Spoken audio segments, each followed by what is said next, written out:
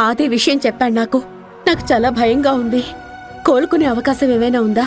Tension పడకండి సీతగారు. Health condition కాస్త బెటర్మెంట్గానే ఉంది. మరి కాసేపట్లో స్పృహలోకి వచ్చే అవకాశం ఉంది.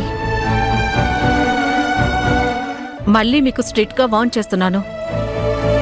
స్పృహలోకి వచ్చాక ఆవిడ ఏమాత్రం కొంచెం స్ట్రెస్గా ఫీల్ అయినా తన ప్రాణాలకే ప్రమాదం. జాగ్రత్త.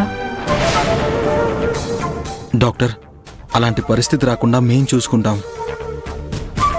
కడుపులో బిడ్డకి ఏ ప్రాబ్లం లేదు కదా డాక్టర్? ప్రాబ్లం రాకూడదని మేము ట్రై చేస్తున్నాం.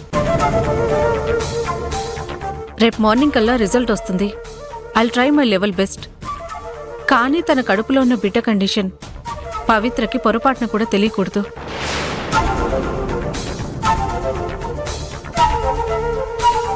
అదే పదరా, పవిత్రం చూసొద్దాం. సీతమ్మ, నువ్విక్కడే ఉండు, నేను వెళ్ళి చూసొస్తాను. ఒరే, ఒకసారి పవిత్రని చూస్తే నా మనసు కుదుట పడుతుందిరా. పవిత్ర కొద్దిసేపట్లో స్పృహలోకి వస్తుందని డాక్టర్ చెప్పారు కదా. నువ్వు పవిత్ర దగ్గరికి వచ్చి డాక్టర్ చెప్పిందంతా గుర్తు చేసుకుని ఎమోషనల్ అయ్యావనుకో, పవిత్ర కూడా అప్పుడే స్పృహలోకి వచ్చిందనుకో, మళ్ళీ తను స్ట్రెస్ ఫీల్ అవుతుంది. అందుకే నేను వెళ్ళి చూసొస్తాను. కావాలంటే నువ్వు తర్వాత వెళ్ళు. అది కూడా కరెక్టేరా.